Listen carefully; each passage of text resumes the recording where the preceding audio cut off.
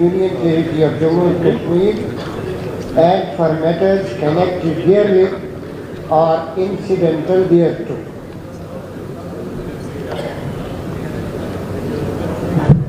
आज स्पीकर साहब मेरी क्लास लगी हुई है। Because you are the law minister.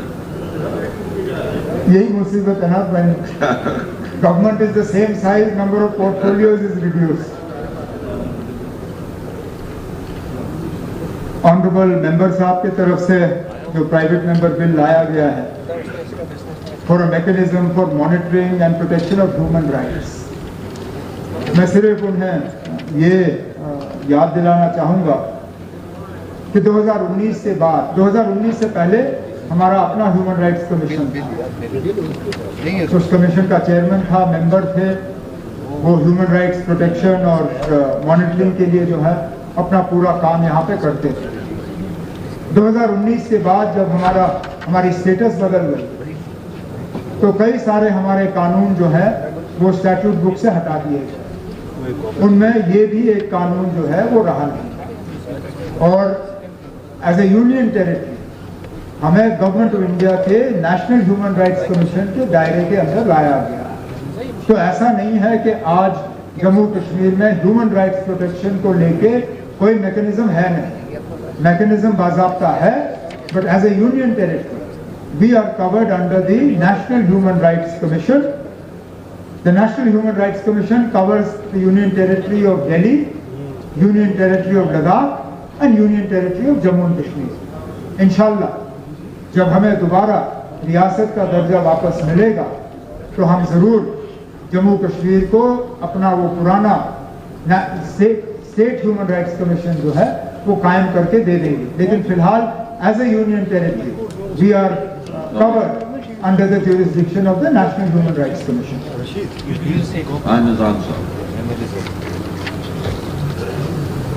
मेरे मंशा का जवाब खुद ही ऑनरेबल चीफ मिनिस्टर साहब ने दे दिया that we as Union Territory don't have an institution at state level, Union Territory level, and any kind of protection or monitoring of surveillance is being done by the National Human Rights Commission. That's what made the Union इसलिए कि जम्मू कश्मीर एक ऐसी जगह है जहां human rights institution की बहुत ज़्यादा ज़रूरत है। जब नेशनल ह्यूमन राइट्स कमीशन की बात करेंगे तो एक ऑर्डिनरी विक्टिम की एक्सेसिबिलिटी की बात आती है। Is that commission enough to resolve the grievance, regress the grievance? नहीं कर पाए। एक बात हो। दूसरी बात ये कि this is an enabling act, this doesn't overtake national Human Rights commission. आप जब सर बिल पढ़ेंगे तो इसमें एक एक क्लास में ये बताया गया है कि this will facilitate the existing institution to be judicious, to be accessible and to serve its objective and purpose. एक वो बात। दूसरी बात जो जम्मू कश्मीर स्टेट है, इट्स एन एक्नॉलेज्ड फैक्ट कि यहाँ human rights violation, state and non state actors की एलिगेशन हजारों की तादाद में आई है, आती रही, बिकॉज ऑफ वेरियस फैक्टर्स। और सबसे बड़ा फैक्टर उसमें एक्सटर्नल इंटरवेंशन का। मैंने जो रीजन दिया है उस मामले में वो ये दिया है कि जितनी भी एलिगेशंस आती हैं दो तरह, because of the propaganda eight global international level, क्योंकि एक्सटर्नल फोर्सेस उस तरह का प्रोग्रेस रखते हैं that they can exploit any incident, any victim, right or wrong. उसमें ये है कि स्ट्रेस में सिक्योरिटी फोर्सेज आती है, लॉ इन्फोर्सिंग एजेंसीज आती है, और स्ट्रेस में पॉलिटिकल फोर्स आते हैं। क्योंकि ऑलवेज जो हमारा स्टेट कमीशन भी था, नेशनल ह्यूमन राइट्स कमीशन भी है, उनकी क्रेडिबिलिटी पे सवाल उठाना इजी होता है। They are biased, they are in government, they have a partisan role, they don't do justice, they deny allegations for being expedient। इस तरह के इल्जामात लगते आए हैं और लगे भी, जिस वजह से बहुत political forums, governments and law enforcing agencies at times जबरदस्त स्ट्रेस में आ गए। Always there has been a maligning campaign from vested interests and at the peril of the ordinary victim। State तो बचा पाती है अपने आप को, इंस्टीट्यूशन तो अपने आप को डिफेंड करता है, लेकिन जुडिशियस डिस्पोजल एक ऑर्डिनरी विक्टिम का नहीं होता है, उसको इंसाफ नहीं मिलता है। चौथी बात ये कि एक्सेसिव लॉज हैं जिनका मिसयूज होता है। ये हम नहीं कहेंगे that law enforcing agencies have always been fair to identify a particular violator, नहीं करते हैं ऐसे, या that they don't book an innocent too। इन सब चीजों को मिल मिला के आप इंसाफ की तराजू पे तोलिए। This is a welfare state, we are for an ordinary citizen and he is the one who is at receiving end। Until and unless he has a forum where he can get justice, 1, 2, until and unless you have a forum which has kind of a representative character, as such credibility and also the reach out, वो एक legislative forum ही हो सकता है। As an enabling force, it doesn't disturb any arrangement of National Human Rights Commission। अगर आप enabling forum को इजाजत दे देंगे from this August House, a representative forum from all sides, दो तीन चीजें हल हो जाती हैं। विक्टिम को इंसाफ मिलेगा, प्रोपेगेंडा में कमी पड़ेगी, क्रेडिबिलिटी आपकी बढ़ जाएगी, और उसके अलावा इस ऐवान का भी आधार बढ़ेगा that they are concerned about life and liberty, the two most precious rights which are indispensable।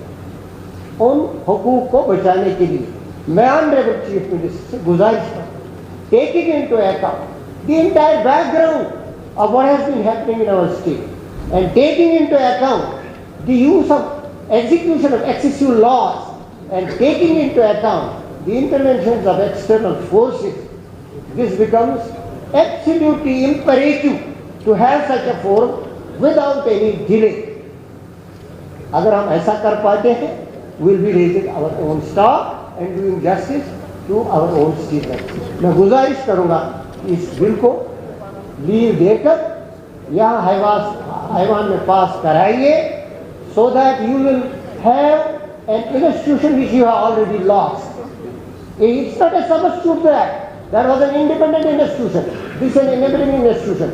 At least एक तसल्ली के लिए ऑर्डिनरी सिटीजन को एक प्रोटेक्शन, एक एहसास ताक़ुत देने के लिए वो समझेगा कि मेरा कोई अपना है जहां मेरी सुनवाई होगी।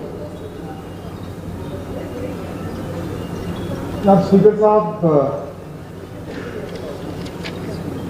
ऑनरेबल मेंबर साहब का अपनी जगह कहना गलत नहीं है जब वो हमें याद दिलाते हैं कि जम्मू कश्मीर किन हालात से गुजर के यहाँ पहुंची है। ठीक इसी चीज को देखते हुए उस वक्त एक स्टेट ह्यूमन राइट्स कमीशन को जो है कायम किया गया, लेकिन जो बुनियादी हकीकत है उसको हम नजरअंदाज नहीं कर सकते।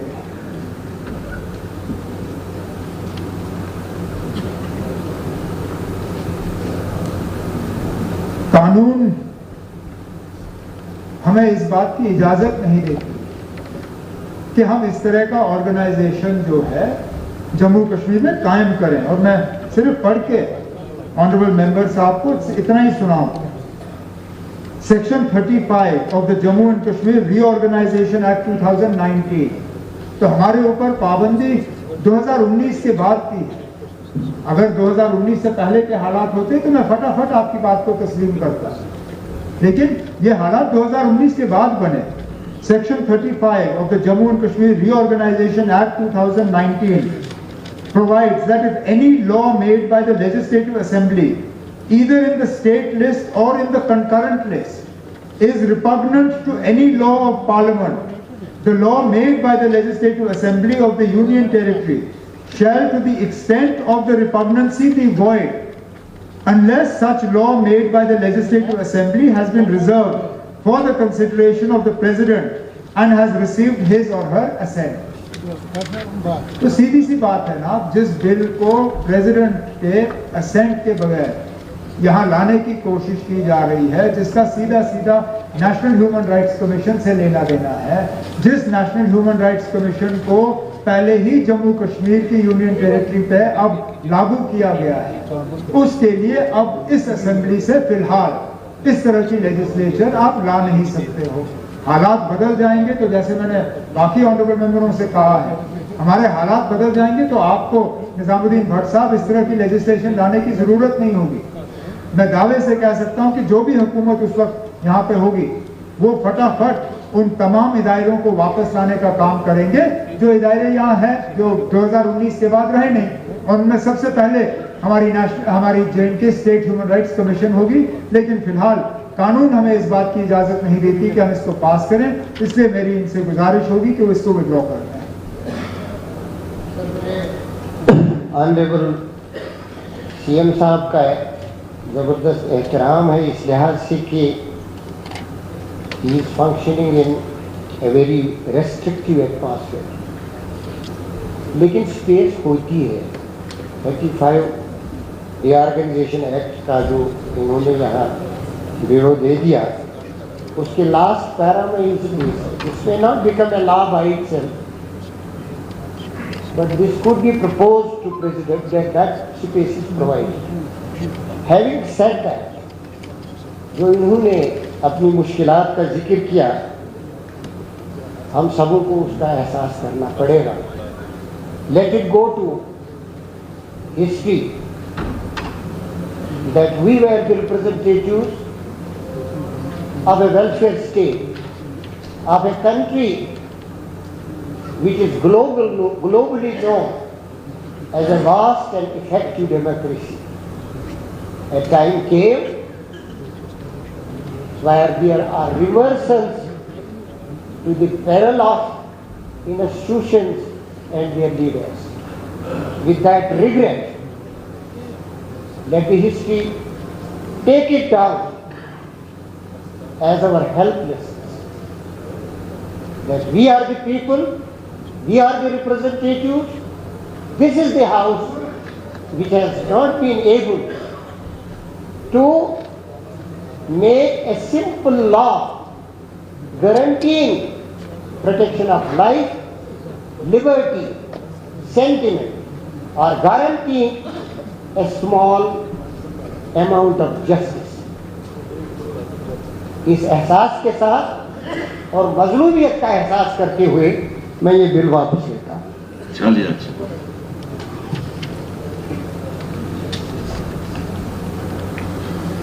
ये वापस लेने की इजाजत दे दी है। जनाब अल्ताफ मोहम्मद वानी साहब। Sir, I rise to move forward to lead to introduce a bill to provide for immediate financial relief to fire victims for reconstruction and rehabilitation through the district administration, LA private members, bill number 12 of 2025. Sir, I also rise to introduce. नहीं introduce नहीं, पहले आपको इजाजत मिले ने पेश करने की, फिर इंट्रोड्यूस होगा। जनाब स्पीकर साहब, मुझे हाउस एडजर्न होने के बाद अपने ऑनरेबल मेंबर साहब के साथ बैठ के समझने की ज़रूरत पड़ेगी कि इन्हें कौन सी ज़रूरत महसूस हुई इस तरह के बिल को लाने की, क्योंकि जो इनके तरफ से प्रपोज हो रहा है वो तो वैसे भी है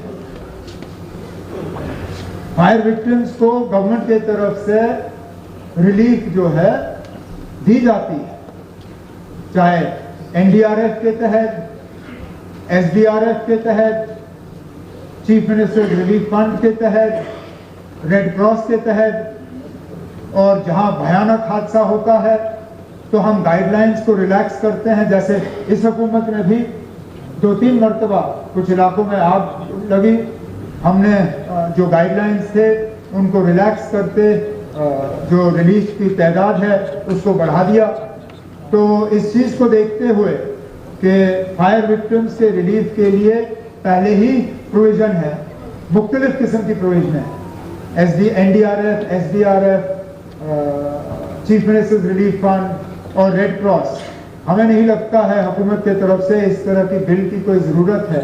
तो मेरी ऑनरेबल मेंबर साहब से मोहतबाना गुजारिश होगी कि उस बिल को विड्रॉ करें। अगर हमारे एसडीआरएफ के नॉर्म्स में या चीफ मिनिस्टर्स रिलीफ फंड के नॉर्म्स में कहीं पे इनका कोई मशवरा है जिनसे ये इनको लगता है कि फायर विक्टिम्स की हम और ज़्यादा मदद कर सकते हैं, वो मैं इनसे सुनने के लिए तैयार हूँ, लेकिन इसके लिए बिल की ज़रूरत नहीं पड़ेगी, वो हम खुद कर सकते हैं।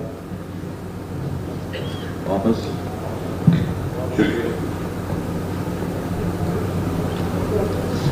स्पीकर साहब और स्पीकर साहब, ये ऑनरेबल सीएम साहब ने इसका जवाब दे दिया और ऑनरेबल सीएम साहब ने कहा क्या मजबूरी हुई इस बिल को लाने। सर, ये नेशनल कैलेमिटी है, आग कब लग जाए ये किसी को पता नहीं, किसके घर में आग लग जाए ये पता नहीं। लेकिन कश्मीरी में एक कहावत है, तमन शेरवाव पीर मैं डेरवाव में पीर, मुझे वही जानता है जिसके घर में आग लग जाती है, कुछ नहीं बचता है उनके घर, कपड़े लगाने के लिए, पहनने के लिए या खाने के लिए उनके पास कुछ नहीं बचता। बेशक अंडर रेड क्रॉस उनको रिलीफ मिलता है, लेकिन मैं इस हाउस में बताना चाहता हूँ और सारे ऑनरेबल मेंबर्स को पता होगा, 2 कमले, 4 बर्तन और 2000 रुपये कैश उनको मिलता है, ये अंडर रेड क्रॉस मिलता है। उसके बाद अगर वहां पे लोकल्स नहीं होंगे, जो लोकल इंतजामिया कमेटियां हर जगह बनी हुई है, जो उनको शाम का खाना या बाकी जितने भी उनकी रिक्वायरमेंट्स होती है, मुझे नहीं लग रहा है कि वो बेचारे जिंदा भी रहते हैं। यहाँ वो किसी के घर में जाके रहते हैं, वो उनको खाना देते हैं। दैट्स द रीज़न मैं ऑनरेबल सीएम साहब को बताऊँ कि इसमें एसडीआरएफ के तहत मिलता है उनको, क्योंकि आज की डेट में 2,25,000 PMAY के तहत मिलता है घर बनाने के लिए। अगर हम म्युनिसिपल कमिटीज की बात करें, वहाँ पे I think 2 lakh something 2,85,000 if I'm not wrong, वहाँ पे मिलता है। तो यहाँ पे एसडीआरएफ के तहत 1,36,000 रुपया, 1,36,000 रुपीज, जबकि आज की डेट में सीमेंट की बोर्ड जो है वो 550 है। एक ये जो लाने ईंट लानी है वो 27,000 रुपये की एक गाड़ी है। तो मुझे नहीं लग रहा है कि कहीं पे ये 1,36,000 से ये घर बना सकता है, चाहे वो कंप्लीटली डैमेज हो या पार्शली डैमेज हो या सिवियरली डैमेज हाउसेज हो। तो इवन तो